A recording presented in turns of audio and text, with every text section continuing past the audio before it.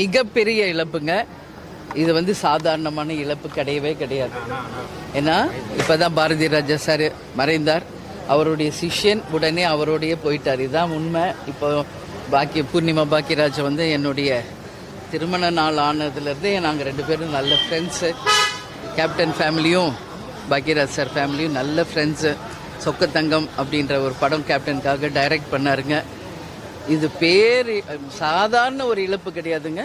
இப்போ அவங்க சொல்லும்போது அவ்வளோ கஷ்டமாக இருக்குது. நேற்று குஷ்பு மேடமோட டாட்டர் மேரேஜ் போயிருக்காங்க, வாக்கிங் போயிருக்காங்க. ஸோ அந்த அளவு ஆக்டிவாக இருந்திருக்கார். ஸோ சடன் டெத்துங்கிறது நிச்சயம் யாராலையும் ஏற்றுக்க முடியாது. 80ஸ்லாம் golden period for Tamil industry. அதெல்லாம் வந்து captain, Rajini sir, Kamal sir, Ilaiyaraaja sir, Bharathi Raja sir, Bhagyaraj எல்லாம் ஒரு golden era for industry, Tamil industry. So ஒவ்வொரு லெஜெண்டாக போயிட்டுருக்காங்க.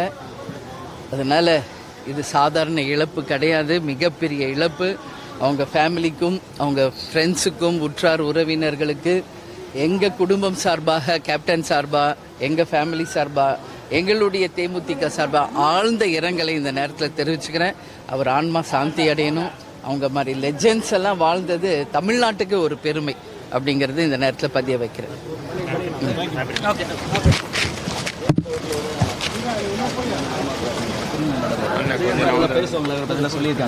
அதுதான் சொன்னேன், ஃபேமிலி ஃப்ரெண்ட்ஸு. இப்போ இல்லை, 1990 நாங்களும் அவங்களும் ஃபேமிலி ஃப்ரெண்ட்ஸ். எங்கள் சினி இண்டஸ்ட்ரியிலேருந்து எல்லா ஹீரோவுடைய ஒய்ஃப்ஸு நாங்கள் எல்லாம் ஃப்ரெண்ட்ஸ். அப்போது Sathyaraj sir wife, Bhagyaraj sir wife, Ilaiyaraaja, நாங்கள்லாம் ஒரு பெரிய டீம். நாங்கள் எல்லாருமே லேடிஸ் எல்லாம் ஒரு ஃப்ரெண்ட்ஸ். யாரோட மூவி ரிலீஸ் ஆனாலும் ப்ரிவியூக்கு போவோம், நாங்கள் கூப்பிடுவோம். அப்படி ஒரு ஃப்ரெண்ட்ஷிப் இருந்தது. அப்போ இருந்து என்னுடைய வளைகாப்பு, பிரபா வயிற்றில் இருந்தப்போ வளைகாப்புக்கு வந்திருக்காங்க. இது வந்து இன்னைக்கு நேற்று ஃப்ரெண்ட்ஷிப் இல்லைங்க, 1990 நட்புங்க. பல முறை பாக்கியராஜ் சார் வீட்டுக்கு வந்திருக்காரு.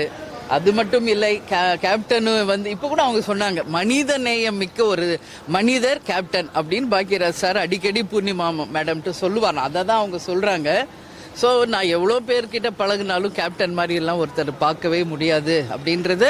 அவர் சொக்கத்தங்கம் அந்த படத்தை வந்து கேப்டன் எப்படியோ அந்த உண்மையான டைட்டில் அவருக்காக வச்சு, உண்மையிலே கேப்டன் சொக்கத்தங்கம், அதனால தான் அந்த டைட்டில் அவருக்கு வச்சேன், உண்மையிலே அப்படியாப்பட்டவர்னு சொல்வாராம். அதை தான் பூர்ணிமா மேடம் என்கிட்ட சொல்கிறாங்க.